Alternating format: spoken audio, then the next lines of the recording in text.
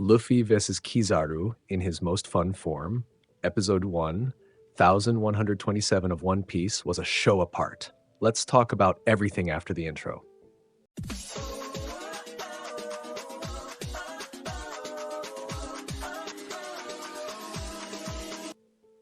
Hello everyone, welcome to the channel. Before we dive into today's video, don't forget to leave your like, subscribe to the channel, and activate the notification bell so you don't miss anything. Well, without further ado, let's get into today's content. Oh my friends, Gear 5 is just too good. At least I love it.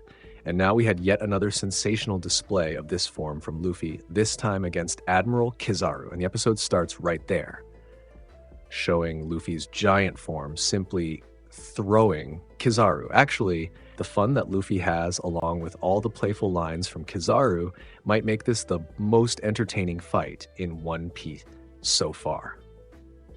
I also found it really interesting to see the reactions of the Mugiwaras upon witnessing Luffy's Gear 5 in his giant form.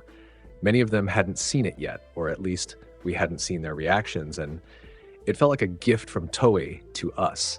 By the way, this was just one more exclusive scene that Toei added to this episode.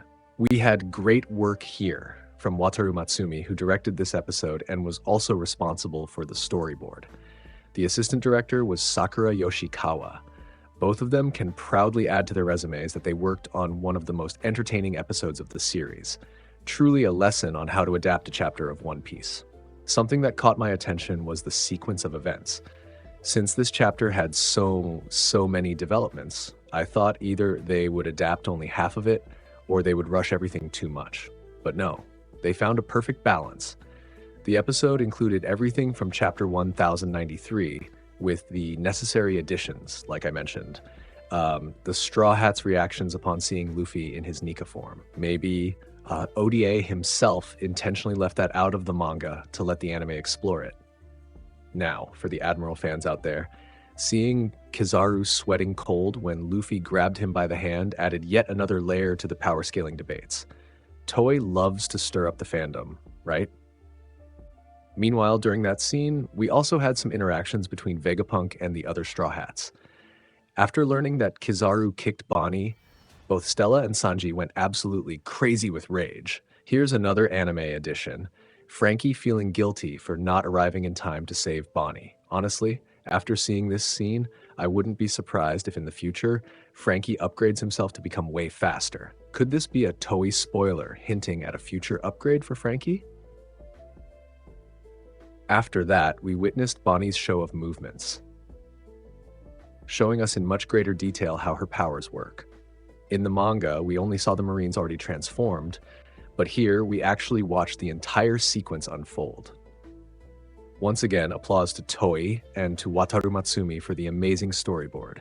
I really hope this becomes the new normal for Toei, bringing interesting expansions to the manga content. Now, the moment of the fight between Zoro and Rob Lucci was also very interesting, showing a bit more about Rob Lucci's new form. Honestly, it makes you wonder if he's already at the level of a Yonko commander. At least that's the impression it gives. But of course, Zoro doesn't fall behind either. Another anime-only addition was Luffy asking Zoro if he needed help. I don't know if it was a good move by Toei to add that. It felt like a very obvious filler moment since there's no hint of that in the manga. Anyway, I believe Toei plans to expand this fight much more, especially considering that in the manga, this battle stayed off-screen for almost 6 months. Arriving at the most exciting part of the chapter, Toei brought in its two best animators for this moment, where we see Kizaru returning to the fight, and now a true showcase of animation in a direct battle between Kizaru and Luffy. Here we witness the brilliance of Vincent Chansard, the GOAT of action scenes.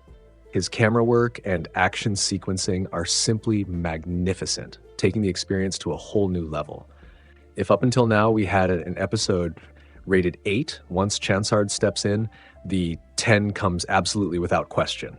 From Kizaru creating clones of light to completely original anime scenes of Luffy fighting him in giant form, we get at least 5 minutes of completely original material made just for the anime. That's it, Toei. Please keep doing more of this. Now, It's not yet perfect. Toei still needs to improve handling the light effects, especially with Gear 5, which gives a lot of creative freedom but can easily become chaotic if mishandled. Luckily, that was not the case here. And I can't say we have 100% perfectly clean animation. There are some excesses, but they are much better understood now.